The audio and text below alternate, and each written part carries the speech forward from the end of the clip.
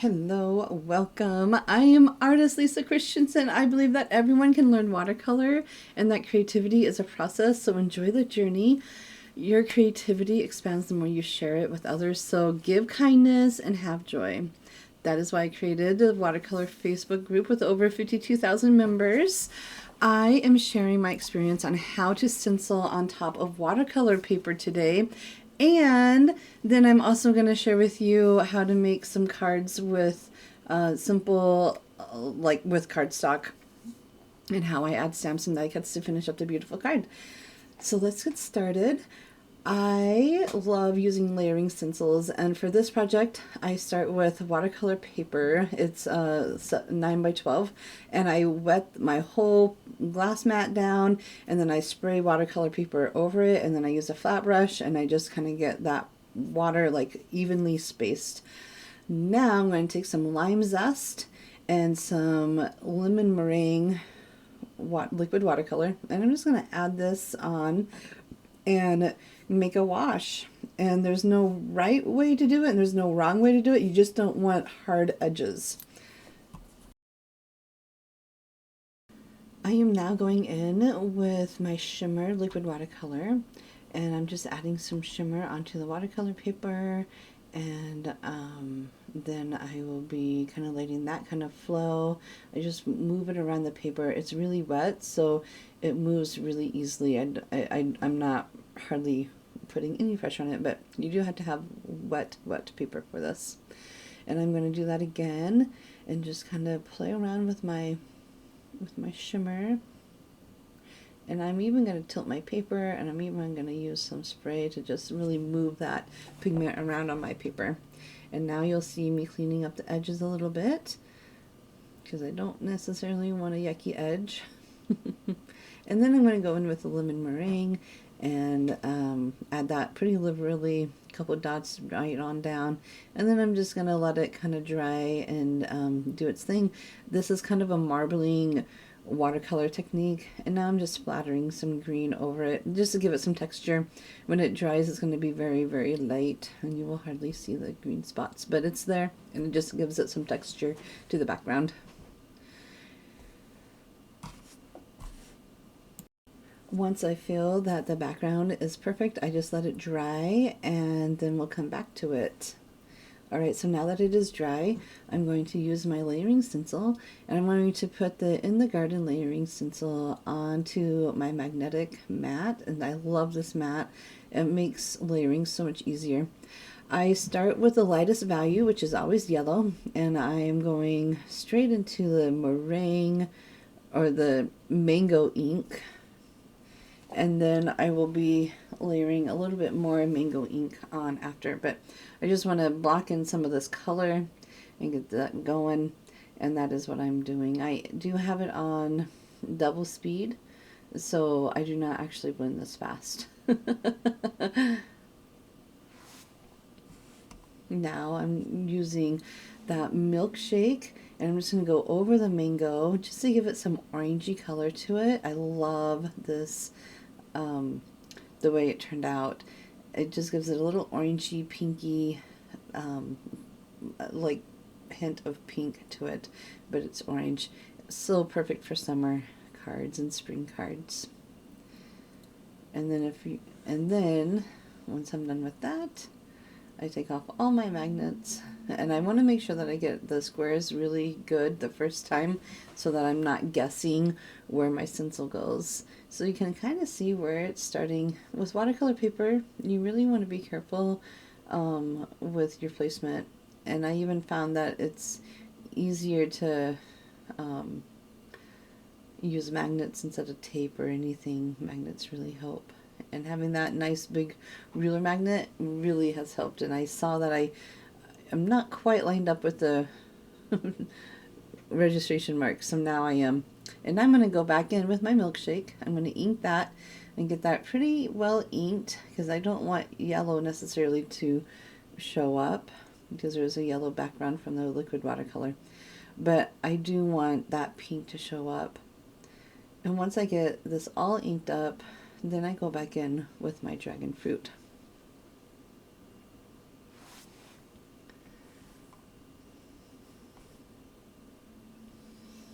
So with the dragon fruit, I'm just doing like little bits, like wherever I think the middle of the flower might be, or somewhere where I want to just define that depth. I want it to look more realistic, and using two colors will really help with this. But I don't want to overdo it, so I'm trying to be very, very like patient and like an in and out sort of thing. Don't do too much. But there you go. There's the milkshake and the dragon fruit. It looks beautiful together. I'm loving how this is turning out. Now I'm using my purple layer. I am very careful on where I put my magnets, and now I can start. So I'm using macaroon.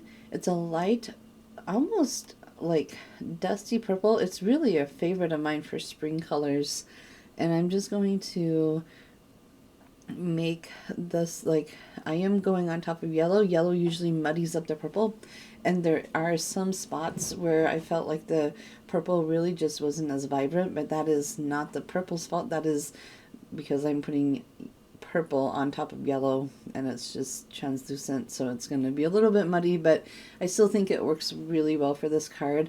It's not a vibrant purple by any means, and so I felt like this worked out well for this card. And then I'm going to also layer, once I'm done with the macaroon light purple, I'm going to go in with a darker purple with eggplant, and I'm just going to go from the bottom and go up, and so hopefully that will give it a little bit more depth, and it does. I actually enjoy the process of doing this. You get 3 cards in, like, I don't know, 5 minutes of blending, maybe 6 minutes of blending. It's well worth it. And now onto the green panel. In the green panel, I'm going to use lime zest, and then on top of that, I'm going to use gumdrop. Place my magnets strategically where I think it's going to be most helpful. I'll start at the top and work my way to the bottom. Lime zest and gumdrop really have become a new favorite color combination for me. I really love lime zest as a core green for florals, and then gumdrop brings in that beautiful blue that you see in like summer greens and even springtime greens. So those two really work well together. As I am ink blending onto watercolor paper, you see that I'm holding my watercolor paper. I'm just holding it down. The watercolor paper has a lot of tooth to it, and so what I don't want is for the ink to bleed out of the stencil, so I'm being very strategic, and I'm actually taking my time. It doesn't look like it because this is double speed, but I am truly taking my time, and I'm moving my magnets around because I want a good, like, stenciled impression. And so by moving the magnets and moving my hands around so they get a good ink blending, that is the most important. And so you'll see the gumdrop ink, I'm just adding it kind of at the base of each leaf or each whatever floral part. And what I love about the roses is I can get really, really dark, and it just looks phenomenal when I do it, when I add that really dark green right with the red, because green and pink are complementary colors, so I can really get some beautiful effects that way. As I take the last off, that's what it looks like. We're gonna go and cut it up so it will look perfect. I do not want any of those yucky blending outside of the, so I'm just cutting this all up, and then we are cutting it down to a mini slim size. These card panels are being cut at 6 by 3.5, and it is watercolor paper, so I have to be very careful. That's why I like using my guillotine paper cutter. And then my middle panel is actually going to be die cut, so I will die cut that. I will die cut the rose in a scalloped mini slim rectangle shaped die cut from Tailored Expressions, and I want to have room enough to put a sentiment on. So there's my die cut, and now I'm trying to choose what paper I might need, and I really like purple because there's yellow, But I also kind of was wondering if maybe that yellow would work well. And what I chose is I said, maybe not. And then I thought, well, maybe that lighter green with the lime zest would work, and that's not working either. There's no, it's clashing with the green and the yellow. So then I thought, well, maybe the green, the dark green, and I think the dark green is an excellent choice. So I found my background paper, and I'm just going to cut that to the same size, and I will only use it for the congratulation card. Once I stamped all my sentiments, I am now gluing that onto the card base, and then I have a perfect card.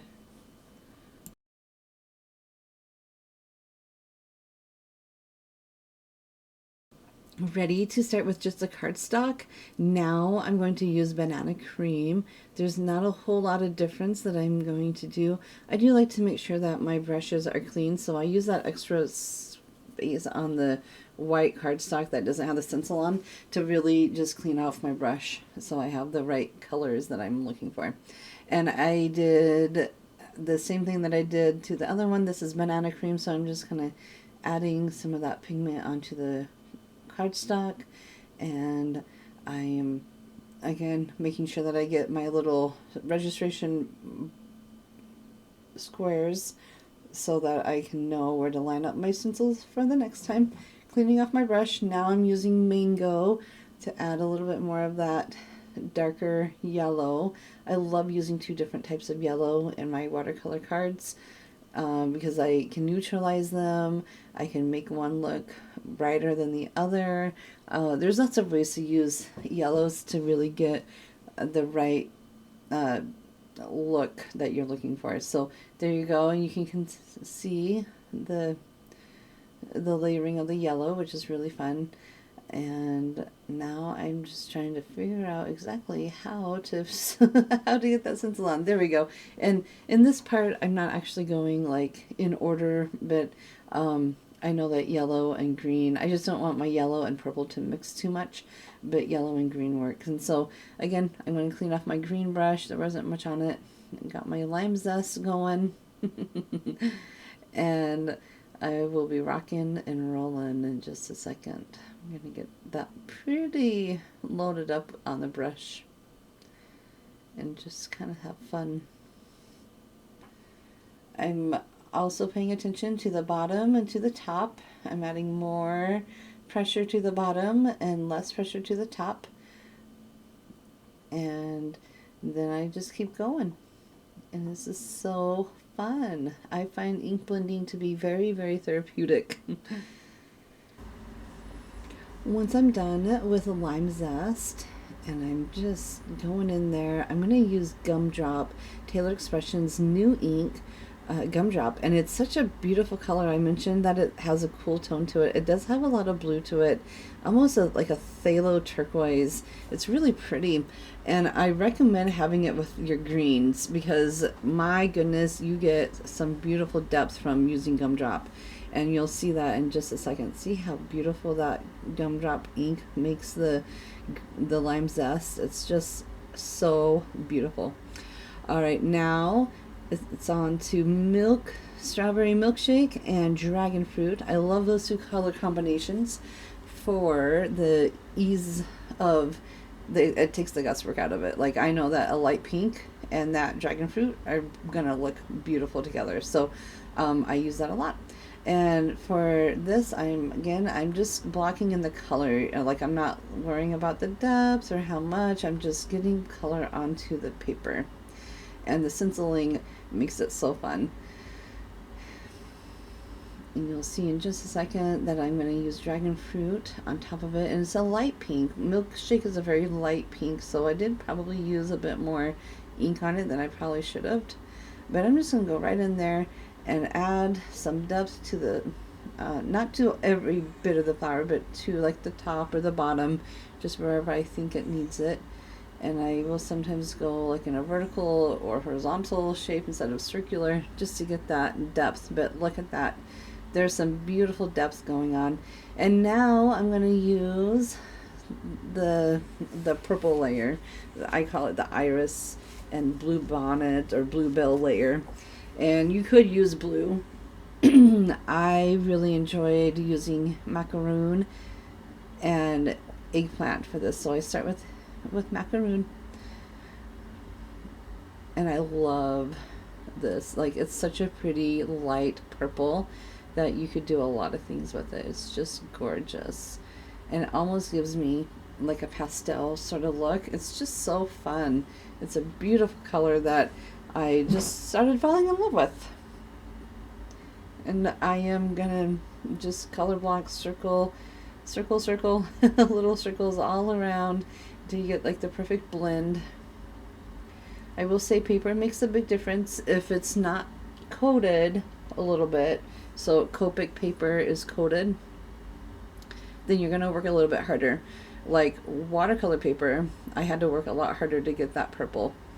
And with coated paper, you don't have to. So that's a pro to using the coated paper. You don't have to work as hard. Now I'm just going over with the eggplant, and wherever the stems are is getting a bit darker of the eggplant, and you can see that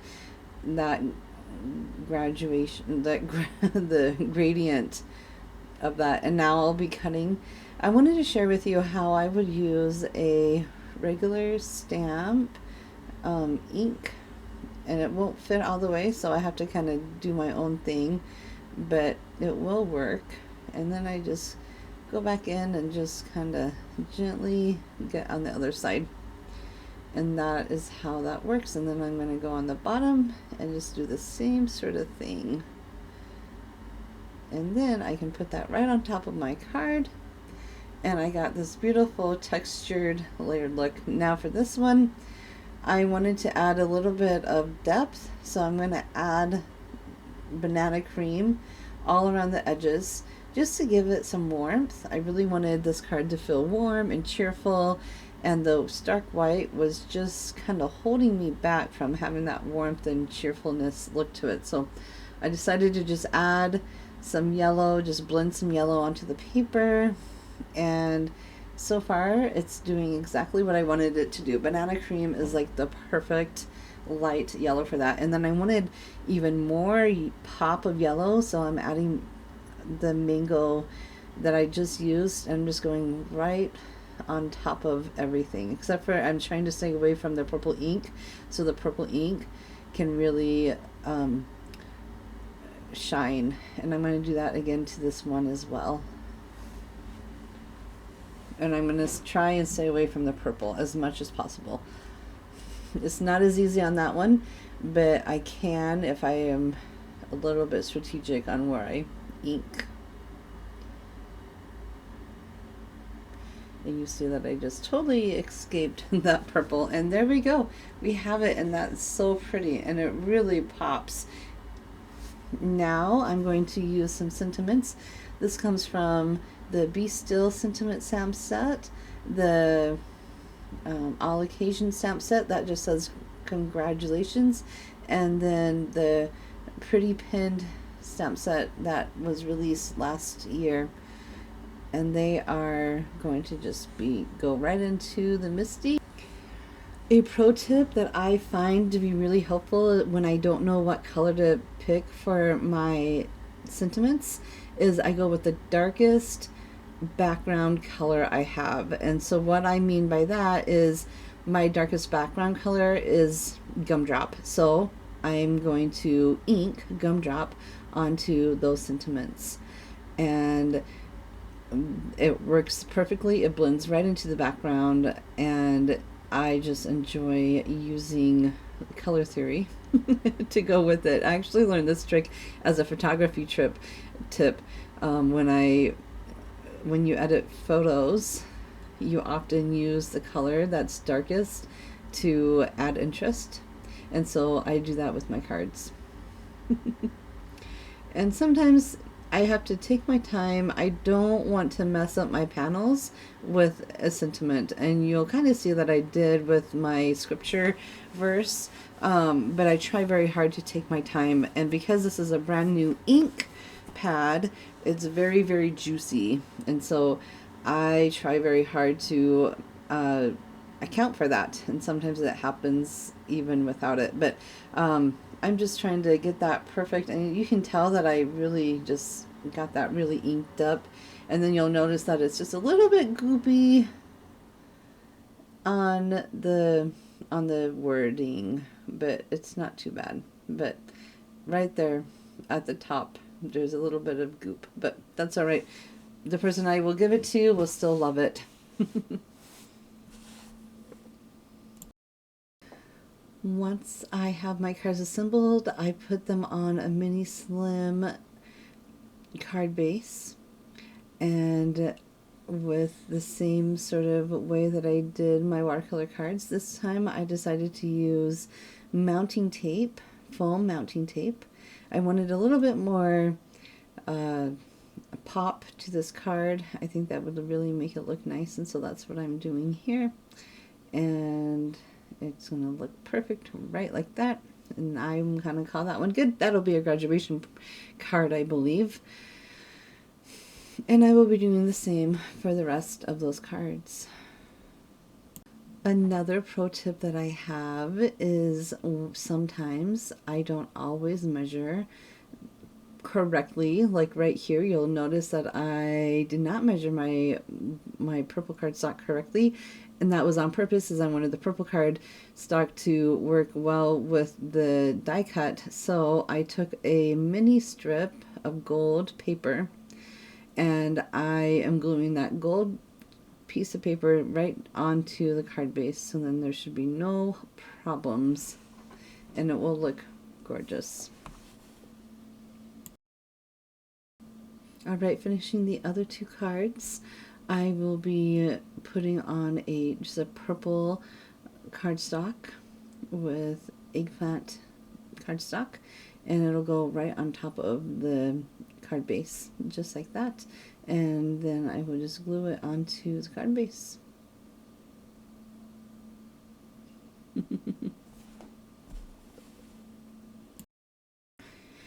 Once I've finished putting all of the card bases together and assembling the card, I have 3 beautiful spring cards to give to my friends. And really, in the afternoon, it took me about 30 minutes per card panel, and I got 3 cards out of each one. So in an hour, I got 6 cards. I just love these. And now I can stamp whatever I need to in the middle of the card and send some kindness to others and receive joy in the end. If you found this video to be at all helpful, please like this video and subscribe to my channel. I really love how the ink really got to blend, and I hope that you give this a try. I know this is a fun technique that the sky's the limit with how you can make things, and you can put little gems or jewels on the card as well. I like to leave it simple, and I really love how the watercolor washes at the beginning really made the card just look natural, and that's why I love using watercolor paper for a background. Happy stamping and creating. We'll talk to you guys soon. Bye.